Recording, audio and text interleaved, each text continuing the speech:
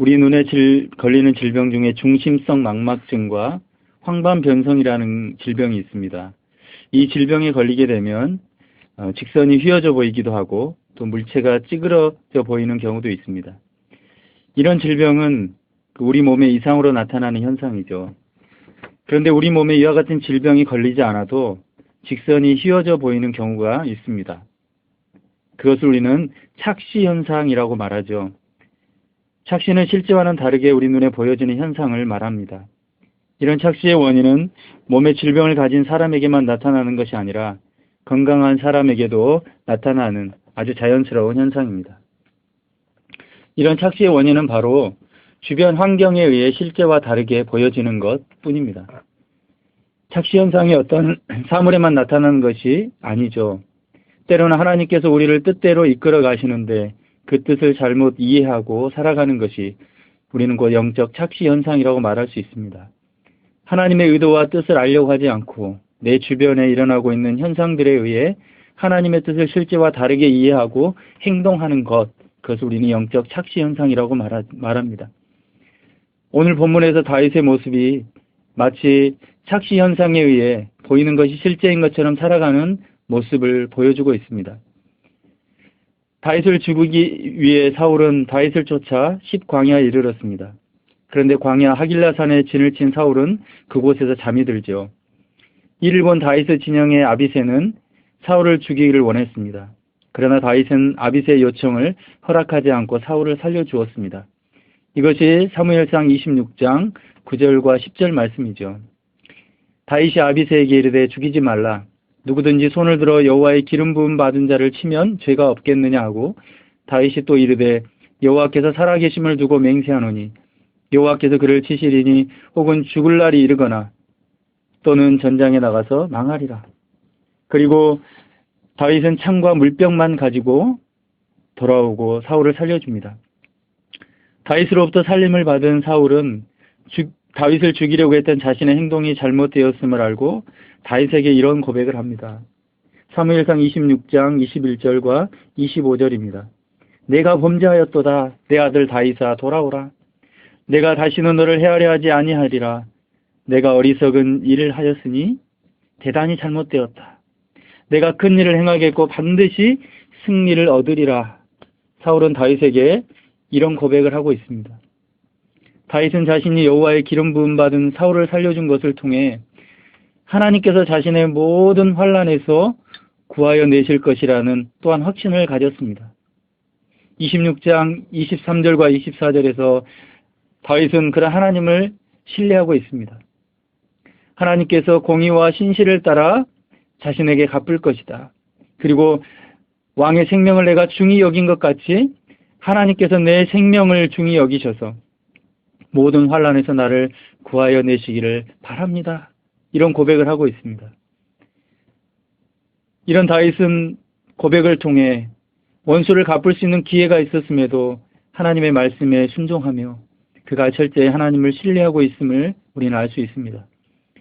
다윗은 사울이 자신을 죽이기 위해 십광야까지 쫓아온 상황에서도 자신을 구해주실 분은 오직 하나님 한 분뿐이라는 그 믿음으로 그의 모든 어려운 상황을 이겨내고 있습니다. 바로 앞에서 다윗은 모든 환난 가운데 하나님이 자신을 구해줄 것이라는 하나님을 철저히 신뢰하는 믿음을 보여주었습니다. 그런데 오늘 본문 27장을 시작하면서 이전까지 다윗이 보여주었던 믿음의 행동을 우리는 찾아볼 수가 없습니다. 다윗은 언젠가 자신이 사울의 손에 붙잡혀 죽임을 당할 것이라 생각하고 다윗의 손으로부터 사울의 손으로부터 벗어나기 위해 블레셋 땅으로 도망갑니다. 그러면 사울이 자신을 죽일 생각을 단념할 것으로 여겼습니다. 그것이 오늘 본문 27장 1절이죠. 다윗이 그 마음에 생각하기를 내가 후일에는 사울의 손에 붙잡히리니 블레셋 사람들의 땅으로 피하여 들어가는 것이 좋으리이다. 사울이 이스라엘 온 영토 내에서 다시 나를 찾다가 단념하리니 내가 그의 손에서 벗어나리라 하고 다윗은 지긋지긋한 사울의 추격에서 벗어나고 싶었습니다. 그 이유는 무엇입니까? 지금 다윗의 눈에는 사울이라는 사람이 너무 크게 보였기 때문이죠. 그러나 하나님의 눈에는 사울은 이제 다 꺼져가는 불이었습니다. 사울은 그냥 내버려 두면 저절로 꺼지게 되어 있는 사람이었습니다. 그래서 하나님은 지금까지 잘 견디어온 다윗이 조금만 더 이스라엘 안에서 묵묵히 하나님의 섭리를 기다리며 참기를 원하신 것입니다. 그런데 다윗이 블레셋으로 도망간 것은 철저히 자기 계산적인 행동에서 나온 것이었습니다. 더욱이 그가 피한 블레셋 땅 가드는 바로 그가 죽인 골리앗의 출신지였습니다. 다윗은 오늘 1절에서 그 마음에 생각하기를, 다윗은 아직 일어나지 않을 일에 대해 스스로 마음의 두려움과 염려로 가득 차 있는 것을 보게 됩니다. 다윗은 가드왕 아기스에게 이르러 이렇게 말을 하기도 합니다. 오늘 본문 5절에 보면 내가 당신께 은혜를 입었다면 나는 당신의 종입니다. 사실 다윗이 지금까지 은혜를 입고 살아온 것은 아기스로부터가 아니라 바로 하나님께 은혜를 입고 살아왔습니다. 그래서 다윗은 아기스의 종으로서의 삶이 아닌 하나님의 종으로 살아야 했습니다. 그러나 다윗은 그 사실을 잊어버리고 자기 주변 상황에 함몰되어 하나님이 자신에게 허락하신 길을 똑바로 보지 못하는 영적 착시 현상에 빠져들고 말았습니다. 다윗은 무려 1년 4개월을 블레셋 땅에 머물러 있었습니다. 1년 4개월 기간 동안 다윗은 블레셋에서 어떤 삶을 살았을까요?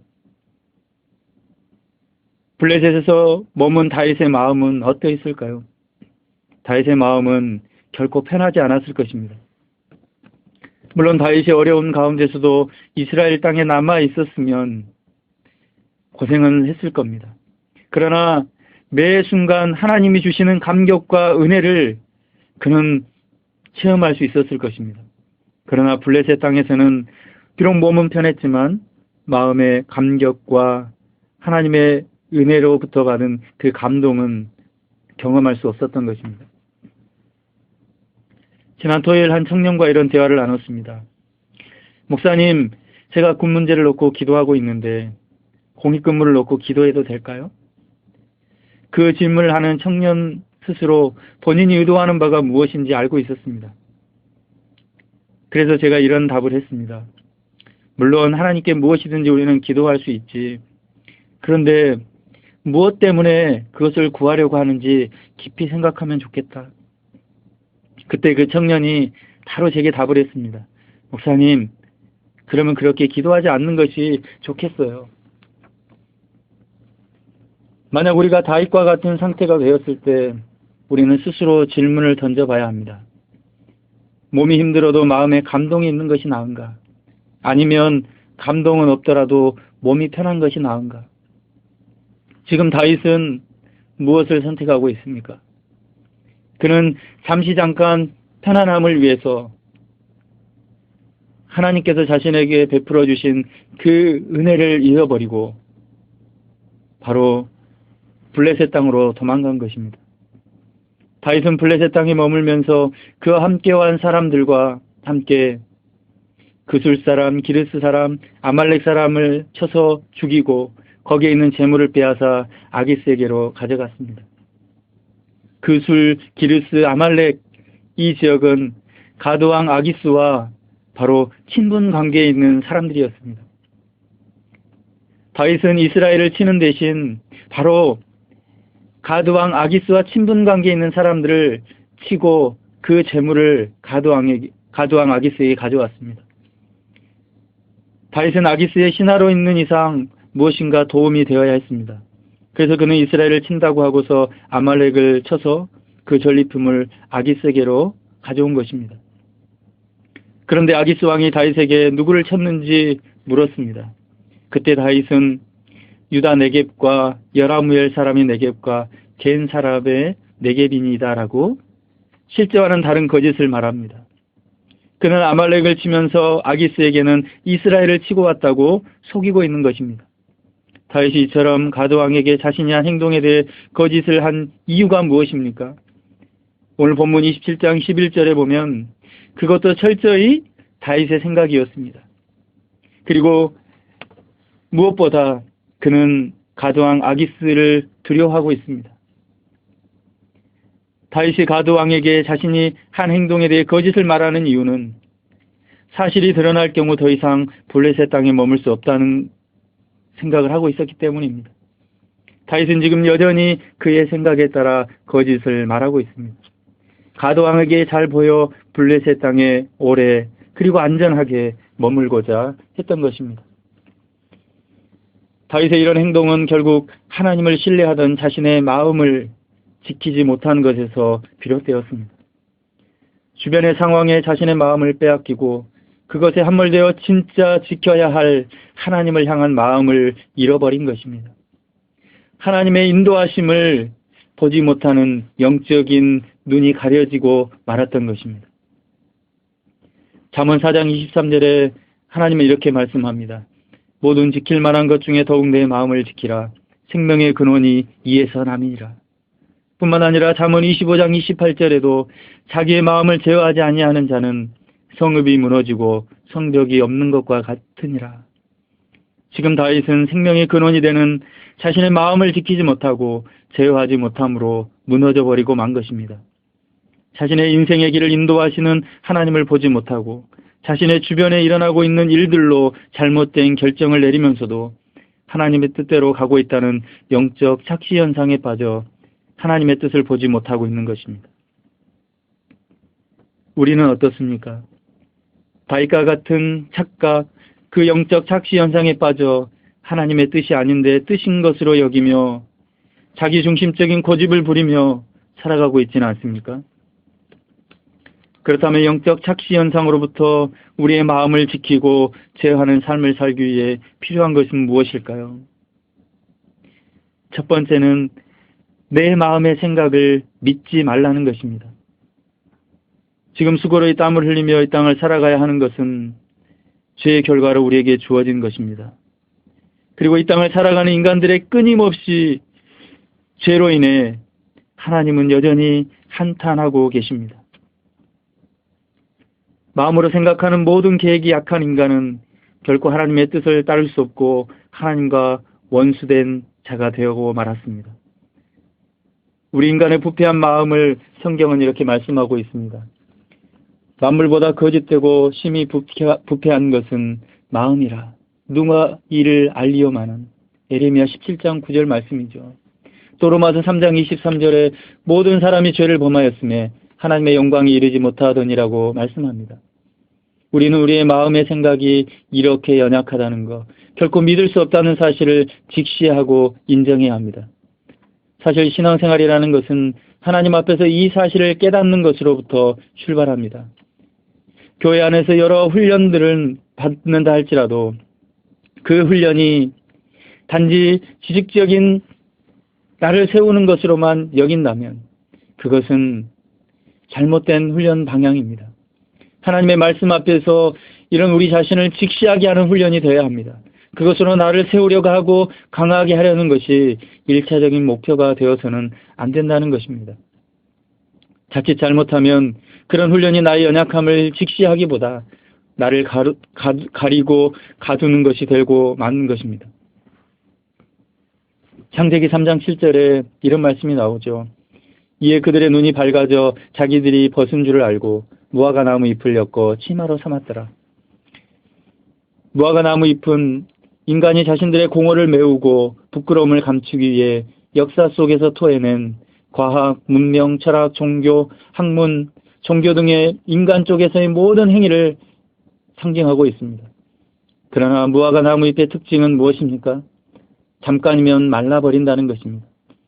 그래서 인간들은 자신들의 부끄러움을 가리기 위해 결코 쉴 수가 없는 것입니다. 그리고 그런 열심히 자신을 온전하게 세워줄 수 있다고 마음에 생각하며 살아갑니다. 그러나 그런 것들은 한시적으로 만족감과 안정감을 줄 수 있을지 모르지만 절대로 인간의 공허함을 온전히 메워주거나 그 부끄러움을 가려줄 수 없는 것입니다. 하나님은 인간이 죄의 결과로 인해 스스로의 생각을 지키고 살아갈 수 없다는 사실을 오늘도 깨닫기를 원하십니다. 그래서 우리에게는 하나님의 은혜가 필요한 것이고 그 은혜가 필요하다는 사실을 깨닫기를 우리 주님이 원하십니다. 그래서 창세기 3장 21절에 여호와 하나님이 아담과 그의 아내를 위하여 가죽옷을 지어 입히시니라고 말씀합니다. 하나님은 잠깐이면 말라버릴 무화과 나무 잎에 집착하는 우리 인간들에게 손수 가죽옷을 지어 입히신 것입니다. 그 옷은 결코 시들지 않는 은혜의 옷입니다. 갈라디아서 3장 27절에 그 옷을 그리스도의 옷으로 말씀하고 있습니다. 그래서 우리가 해야 할 것은 내 마음의 생각은 결코 신뢰할 것이 못되고 하나님이 입히시는 은혜의 옷을 입어야 한다는 것을 깨달아야 한다는 사실입니다. 사랑하는 성도 여러분, 그런 믿음의 고백이 있기를 원합니다. 우리의 마음의 생각을 믿지 말기를 바랍니다. 그리고 우리의 연약함을 들고 하나님 앞에 나아갈 수 있게 되기를 바랍니다. 두 번째, 영적 착시 현상으로부터 마음을 지키고 제어하는 삶을 살기 위해 필요한 것은 하나님의 마음을 품어야 한다는 것입니다. 하나님은 우리 자신의 마음의 생각을 제어하고 하나님이 원하시는 마음의 생각을 품고 살아가기를 원하십니다. 구약에서 하나님은 출애굽한 이스라엘 백성들에게 요구하시는 것이 있었습니다. 신명기 10장 12절 말씀이죠. 이스라엘아, 내 하나님 여호와께서 내게 요구하시는 것이 무엇이냐? 곧 내 하나님 여호와를 경외하여 그의 모든 도를 행하고 그를 사랑하며 마음을 다하고 뜻을 다하여 내 하나님 여호와를 섬기고. 그리고 신명기 10장 16절에 그러므로 너희는 마음에 할례를 행하고 다시는 목을 곧게 하지 말라. 목이 곧다라는 말은 마음이 완고하다, 등을 돌리다라는 의미가 있습니다. 이는 하나님의 계명에 순종하지 않는 마음의 상태이며 말씀 앞에서 등을 돌리는 교만한 태도를 가리킵니다. 이스라엘이 애굽에서 나오던 날부터 광야에 이르기까지 그들은 항상 하나님의 말씀에 대하여 거역함, 믿음 없음, 듣지 않음이란 세 가지 태도로 일관했습니다. 그래서 하나님은 모세에게 육신을 제어하는 마음의 할례를 요구하고 계십니다. 예레미야 4장 3절과 4절 말씀에서 하나님은 우리의 묵은 땅을 갈고 가시덤불을 제거하기를 원하신다고 말씀합니다. 그래서 마음의 할례를 행해서 너희 마음의 가죽을 벗기라고 주님이 말씀하고 있습니다. 묵은 땅과 가시덤불은 모두 열매 맺을 수 없는 땅이죠. 묵은 땅을 갈아엎어서 부드럽게 만들고 가시덤불을 모두 뽑아버리는 것, 그것이 곧 마음의 할례입니다. 그런데 갈아엎고 뽑는 것은 우리 육신의 손으로 하는 할례 행위로는 도저히 불가능했습니다. 골로새서 2장 11절에 또 그 안에서 너희가 손으로 하지 아니한 할례를 받았으니 곧 육의 몸을 벗는 것이요 그리스도의 할례니라 라고 말씀합니다. 바로 그리스도로 옷 입을 때, 바로 예수 그리스도의 마음을 품을 때 그것이 진짜 마음의 할례라고 말씀하고 있는 것입니다. 그래서 빌립보서 2장 5절부터 8절 말씀에 사도 바울은 이렇게 말합니다. 너희 안에 이 마음을 품으라 곧 그리스도 예수의 마음이니 그는 근본 하나님의 본체시나 하나님과 동등됨을 취할 것으로 여기지 아니하시고 오히려 자기를 비워 종의 형체를 가지사 사람들과 같이 되셨고 사람의 모양으로 나타나사 자기를 낮추시고 죽기까지 복종하셨으니 곧 십자가에 죽으심이라. 사도 바울은 이 사실을 고백하고 예수 그리스도를 마음에 품고 고린도전서 15장 31절에 이런 믿음의 고백을 하게 됩니다. 나는 날마다 죽노라.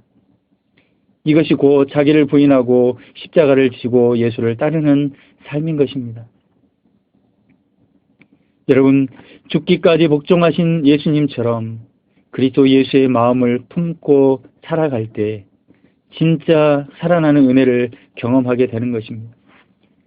그리고 그 그리스도 예수의 마음을 품고 살아갈 때 우리가 영적 착시 현상으로부터 우리가 지킬 수 없는 마음을 지킬 수 있고 또 우리의 마음을 제어하는 삶을 살아갈 수 있는 것입니다. 지난 한 주 많은 사람들의 관심은 이세돌과 알파고의 바둑 대결이었죠. 5번의 대결 중 처음 세 판은 알파고의 승리였습니다. 1초당 10만 개의 경우의 수를 계산하고 1200, 200개의 중앙처리 장치, 서버 1000여 대, 수백 명의 혼수 등을 등에 엎은 알파고는 도저히 상대가 되지 못했습니다. 이세돌 구단의 패배는 자신뿐만 아니라 사람들로 하여금 심리적 충격을 가져다 주었습니다. 그래서 기자들은 세 번째 대결 후 이세돌 구단이 기자회견의 모습을 드러내지 않을 것이라고 예상했습니다. 그러나 그는 기자회견장에 나와 자신의 패배를 인정했습니다. 그리고 그가 두었던 그 바둑을 다시 복귀하면서 자신의 패배에 스스로 실망하거나 거기에 함몰되지 않고 패배의 원인을 분석하고 또한 도전을 계속했습니다. 그리고 마침내 네 번째 대결에서 승리를 하지 않았습니까? 오늘 본문에서 다윗은 하나님이 인도하시는 길을 자신의 주변 상황에 함몰되어 영적 착시 현상에 빠져 똑바로 인식하지 못하고 있습니다. 그래서 스스로 사울로부터 벗어나기 위해 가드왕 아기스에게로 갔고 그곳에 자신의 행동에 대해 거짓말까지 하면서 1년 4개월이라는 시간을 보냈습니다. 그런 자신의 마음을 제어하지 못한 다윗의 모습에서 우리는 오늘 두 가지 교훈을 살펴봤습니다. 첫 번째는 우리 자신의 마음의 생각을 믿을 수 없기 때문에 믿어서는 안 된다는 것입니다. 그리고 두 번째는 그렇기 때문에 하나님의 마음, 즉 그리스도 예수의 마음을 품고 살아갈 때 우리의 연약한 마음을 주님께서 지키시고 인도한다는 것입니다. 그리스도 예수의 마음, 곧 죽기까지 복종하신 그 삶을 오늘 우리의 삶의 현장에서 살아갈 때 우리를 살리시는 하나님의 은혜를 더욱 경험하게 되는 것이고 그 주님께서 우리의 연약한 마음을 이끄셔서 하나님의 은혜의 길로 우리를 가게 하실 줄을 믿습니다. 그런 은혜를 날마다 삶 속에서 경험하는 우리 모든 성도님들 되기를 주님의 이름으로 축복합니다.